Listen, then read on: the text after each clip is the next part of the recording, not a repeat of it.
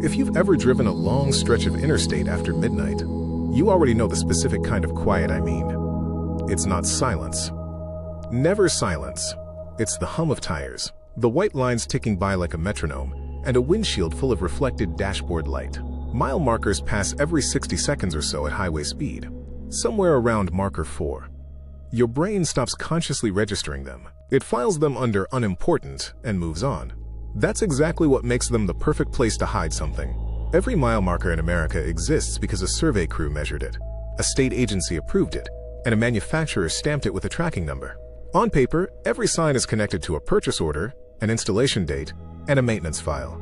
That's not tradition. That's federal law, which means somewhere in a filing cabinet in Charleston, West Virginia, there should be a folder explaining exactly who installed the green reflective sign currently standing on Interstate 64, between mile markers 311 and 313. The sign reads mile 312. There is no such folder. There is no such mile. The interstate ends at 311 and picks back up at 313. It has for 50 years. The Federal Highway Administration confirms it. The West Virginia Division of Highways confirms it. And yet, if you drive that stretch on the right night, you will see it standing on the shoulder exactly where it shouldn't be. Drivers keep reporting it. The state keeps investigating it. Nobody has ever found where it goes. Except one man did. This is his account, as he gave it to me, kept as close to his own words as I could manage. This is Red State Horror, presenting a story by R.S. Hayes. There's a mile marker on I-64 that the state never built. I bring you true accounts and first-hand testimonies from the back roads and back counties most people only ever pass through. The kind of stories that make you check your mirrors a little too often on the drive home. If that sounds like your kind of thing, get comfortable and stay with me. Just keep the doors locked. Part 1. The Report.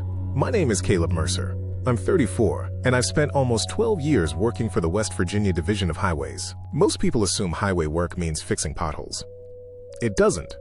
My job is structural inspection, bridges, overpasses, retaining walls, drainage systems, guardrails, every piece of infrastructure that keeps thousands of strangers alive every single day without any of them ever thinking about it. I don't investigate ghost stories. I investigate cracked concrete and steel fatigue. Numbers don't lie. Measurements don't hallucinate. That's exactly why what happened on Interstate 64 still keeps me up some nights. It started as paperwork. Do not panic. Just another incident report buried under a stack of maintenance requests, filed under a subject line that read, Unverified highway marker.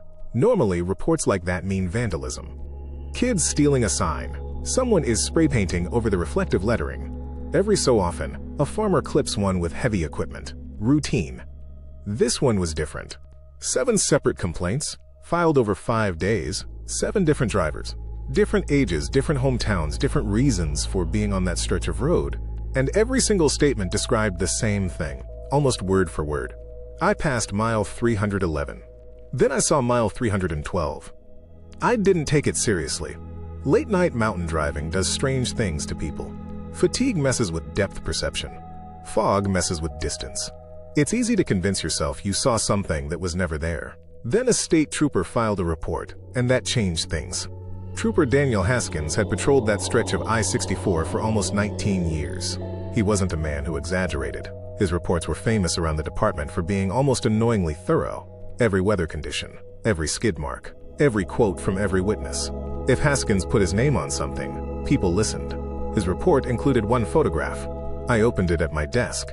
There it was, green reflective aluminum, standard federal dimensions, white highway Gothic lettering. The same type is used on every sign on that interstate. Mile 312. Nothing unusual about how it looked. Everything unusual about the fact that it existed at all. I zoomed in. The mounting bolts matched the state spec. The galvanized post was regulation height. Even the reflective sheeting carried a legitimate manufacturer certification stamp. If somebody had faked this, they'd gone to a genuinely absurd amount of trouble to do it. Part 2. Daylight. The following Tuesday, I drove out with 2 of our maintenance techs, Ryan Collins and Mike Ortega. Both of them had years of road work behind them. Neither believed a word of the reports. Ryan laughed while we loaded the survey gear into the truck. So we're hunting ghost road signs now? I just want to know who installed a 50-pound sign without leaving a shred of paperwork, I told him. We hit mile 308 a little after 10 that morning. Perfect conditions. Blue sky, dry pavement, visibility for miles. We stopped at every marker. Every measurement matched state records exactly. Nothing out of place. The interstate narrowed slightly as it curved through the mountain pass. The guardrail hugged the rock wall on one side, and a dense hardwood forest stood on the other. Less than a mile later, the inspection zone ended exactly where the official map said it should. Nothing. No sign. Number 312. Ryan shrugged. Told you. Something still bothered me, though. Not the missing sign, but the reports. 7 independent witnesses rarely land on the same detail by accident. I checked my watch. We're driving it again tonight. Headlights on the reflective markers.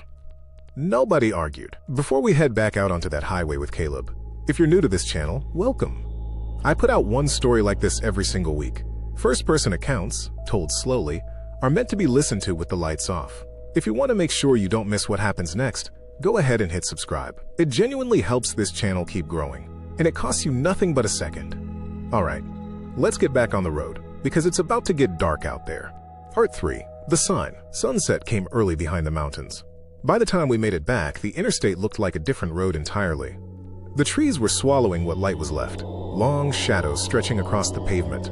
Our headlights swept the guardrails as we approached mile 311. Ryan yawned. Nothing's going to. He stopped mid-sentence. About 200 yards ahead, something flashed bright green. The reflective sheeting caught our headlights before the sign itself came into focus. A standard mile marker, standing quietly on the shoulder, as if it had always belonged there. Mile 312. Ryan let the truck coast to a stop without a word. Nobody moved for a few seconds. Finally, I climbed out. The October air felt colder than it had that morning. Not freezing. Just still. Heavy, almost. I walked up to it. Correct post diameter. Correct mounting height. Correct bolt spacing. Fresh concrete around the base. Not poured yesterday, though. Properly cured, like it had been standing there for months. Maybe longer. Mike ran his flashlight over the back plate. Caleb, look. Stamped into the aluminum was a manufacturing code. Fab date, July 2023. That shouldn't have been possible. Every sign made for state highways gets a tracking number, and every tracking number connects to a purchase order and an installation permit. This one had none of it. It simply existed. So who put it here? Ryan asked. I didn't answer because I'd just noticed something else. Behind the sign, the tree line wasn't continuous anymore. About 30 feet past the guardrail, the forest opened into a perfectly straight corridor, like someone had taken a blade and sliced clean through the mountain. I lifted my flashlight. The beam disappeared into the dark. Something was back there. Not trees, not rock. Something flat. Smooth. Built. Part 4. The corridor. A horn cut through the quiet behind us. Low. Tired sounding. We turned. A semi-truck sat idling on the far shoulder. Parking lights on. No company markings anywhere on the trailer. The driver's door opened, and a man climbed down slowly, like his legs weren't sure they still worked. You boys seeing this too? He called out. Tell me you're seeing this too. His name was Eric Voss. A long-haul driver, he said, was hauling a load up toward Charleston. He'd taken this exact route for 6 years. He said he pulled over because his GPS had stopped updating an hour back, frozen on the same intersection no matter how far he drove. An hour, he said again, quieter. Feels like an hour anyway. I asked him what he meant by that. He held up his phone. The screen showed a date 3 days ahead of the one on mine. I called my dispatcher 40 minutes ago, he said. Voicemail picked up saying the number's disconnected. I've had that same number for 6 years. Ryan and Mike exchanged a look I didn't like. Eric's eyes kept drifting past us, toward the gap in the trees. That wasn't there the last time I drove this stretch, he said. I'd remember that. None of us moved toward it. And then, faintly, from somewhere beyond the opening, we heard it. A low rumble, rolling under the pavement like distant thunder. Except it had a rhythm to it. Steady. Measured. Endless. Headlights appeared past where mile 320 should have been. At first, it looked like ordinary traffic. 1 pair. Then 5. Then 20. Then hundreds. An unbroken stream of white light stretching past the edge of what any of us could see. None of them swerved. None of them slowed. Every vehicle stayed dead center in its lane, like they'd been following this exact road for years. Maybe decades. I've seen this before, Eric said quietly. Once, I turned around at that time. Why didn't you turn around this time? I asked him. He didn't answer that. He just looked at the corridor and the trees like a man standing at the edge of water he already knew was too cold. If you've made it this far into the story, drop the word marker in the comments below. I read every single one, and it genuinely helps me know how many of you are still with me deep into these longer episodes. Alright, staying with Caleb, Ryan, Mike, and Eric. Because the road isn't finished with them yet. Part 5. The traffic that never ends. The first truck to reach us wasn't old or damaged. It looked brand new. White cab, chrome grille, no company logo, no plate, just polished steel catching the pale highway light. It rolled past without a sound. No diesel note, no exhaust, no tire noise, nothing. The driver stared straight ahead the entire time. His hands never moved on the wheel. His eyes never blinked. He's dead, Ryan whispered. No, Eric said. They're still driving. That's worse. More followed. Sedans, motorcycles, delivery vans, school buses, even an ambulance. Every one of them traveling the same direction, everyone carrying a driver, none of them carrying passengers. An old blue pickup passed a few feet from me. The driver's face looked familiar, and after a second, I understood why. I'd reviewed his photo months earlier, attached to a missing persons bulletin, missing since 2018. Here he was, driving, like he'd never left this road at all. Where are they going? Ryan asked. Trying to get home, Eric said.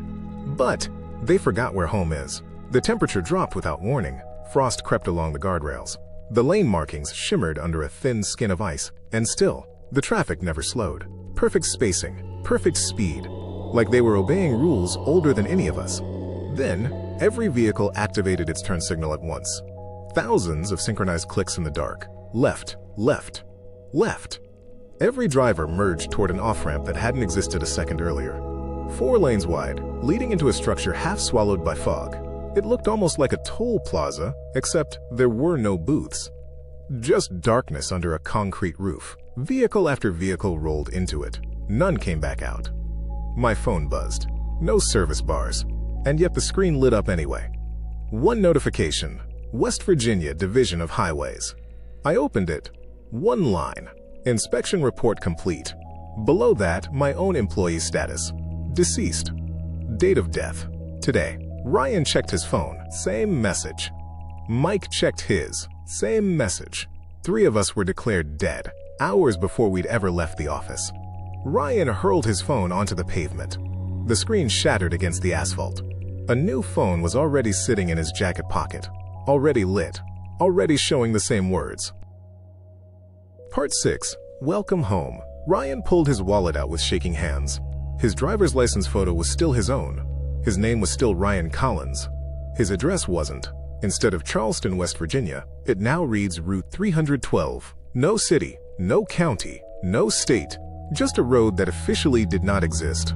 Mine had changed too. So had Mike's. Every piece of government ID any of us carried now listed the same impossible address, as if the rest of the country had quietly agreed to forget where we came from. Ahead of us, the fog thinned enough to show a bridge. Wider than any interstate bridge I'd ever inspected in my career. 8 lanes, massive support columns vanish into darkness below. And something about it was wrong, in a way I couldn't place at first. Bridges leave evidence of being built. Expansion joints. Drainage pipes. Inspection hatches. This one had none of that. It looked like something designed by a person who had only ever heard bridges described to them secondhand. Correct from a distance, subtly wrong up close. The concrete texture repeated itself every few yards, like it had been copied and pasted instead of poured. The traffic ahead slowed, all at once, and stopped. Hundreds of brake lights bloomed red across the dark. No horns. No lane changes. Just silence. Then every door opened. Men, women, teenagers, truckers, couple of state troopers, whole families, climbing out of their vehicles without a word. Every one of them facing the bridge. Waiting. A woman near an old sedan spoke first. Gray hair, hospital bracelet still on her wrist. I remember my house, she said, to no one in particular. I was driving to see my granddaughter. She looked at me. What year is it? 2023, I told her. She nodded slowly, like that confirmed something she already suspected. I left in 1989. She hadn't aged a day. Others spoke up around us. A man coming back from Vietnam. A woman whose husband told her to stop for gas and never came back to the car. A driver who simply missed his exit and never found his way back to it. Hundreds of people. quietly remembering lives that had ended somewhere past mile 311, none of them sure how long they'd actually been gone. Above the bridge, a fresh green sign rose out of the fog with no support post beneath it. It simply hung there. Welcome home. And beneath it, letters began typing themselves across the reflective surface, one at a time. Mercer, Collins, Ortega. Our names, already waiting for us before we'd ever arrived. A second sign lit up beside it. Final exit, no return. Somewhere beneath our feet, something enormous knocked once against the underside of the bridge. Deep, metallic, the whole structure shuddered. Every driver on that road turned to face us at the same time. Not the bridge, not the noise, us. And in perfect unison, they said the same 6 words. You weren't supposed to stop. Part 7, the inspection. For a second, none of us breathed. Then I remembered something my supervisor told me the first week on this job. When an engineer doesn't understand a structure, go back to the foundation. I dropped to one knee and ran my hand across the asphalt. Too smooth. Almost too smooth. And then I found it. A seam, barely visible, roughly 6 feet long. Not an expansion joint. A hatch. I drove a pry bar into the crack, and the lid lifted. Cold air poured up out of it. Not dirt, not concrete, just old air. Like a building sealed shut for decades. And underneath it, voices. Thousands of them, quiet and conversational, like a distant airport terminal at 3 a.m. There are people down there, Ryan whispered. I don't think there are, I said. The whole structure shook. The voices stopped at once. Deep underneath us, machinery groaned to life. The kind of sound massive steel doors make right before they open. The mile markers began changing. Not one sign. All of them at once, counting backward. 324. 323. 322. Like the road itself was rewinding. Traffic surged forward. Thousands of vehicles suddenly racing toward mile 311. No headlights. No brake lights this time. Just motion, like time itself had been flipped back on. Eric was already moving toward his truck. It's closing, he shouted. If you're still out here when it hits 311, you stay out here, permanently. He hesitated at his door and looked back at the 3 of us. Go.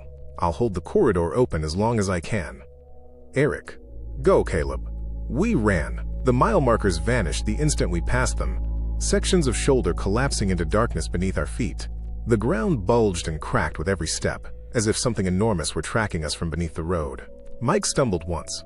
I grabbed his arm and kept moving. Behind us, Eric's semi-truck roared to life. Real sound this time.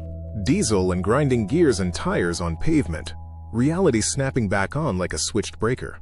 He drove straight back into the corridor, headlights blazing, buying us the seconds we needed. We never saw him again. Part 8. Who's inspecting the road now?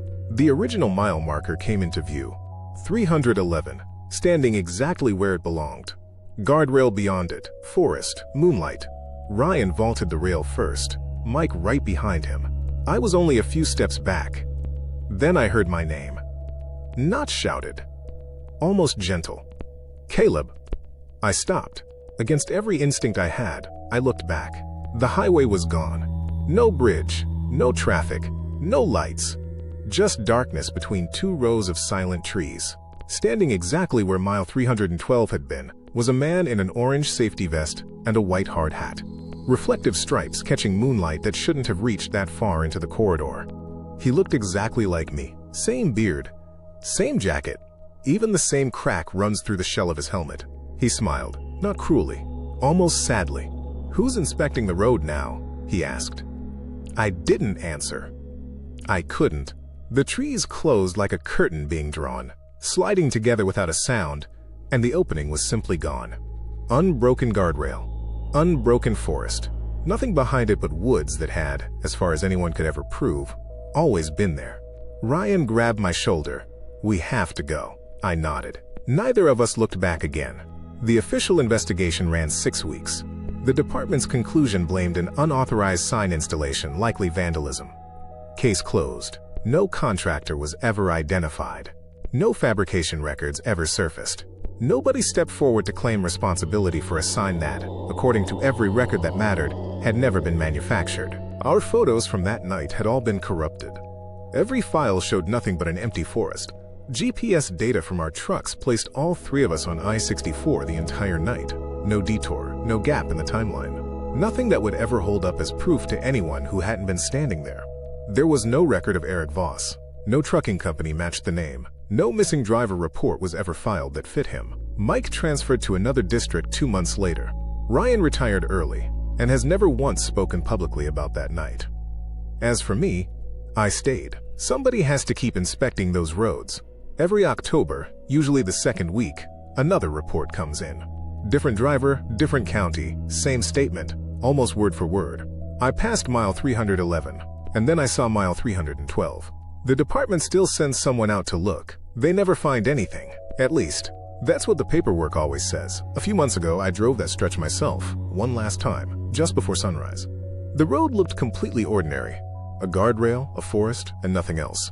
I'd almost managed to convince myself we'd imagined the whole thing. Then my odometer flickered. For less than a second, the mileage disappeared entirely, and 5 words sat in its place on the dash. Thank you for the inspection. When I looked up, there was one extra green sign standing on the shoulder ahead of me, there for exactly 1 heartbeat, then gone, as if it had never been mounted at all. I never told anyone about that drive. I already know what they'd say. Roads don't grow. Highways don't extend themselves overnight. And mile markers don't appear where there's no road. They're right. They don't.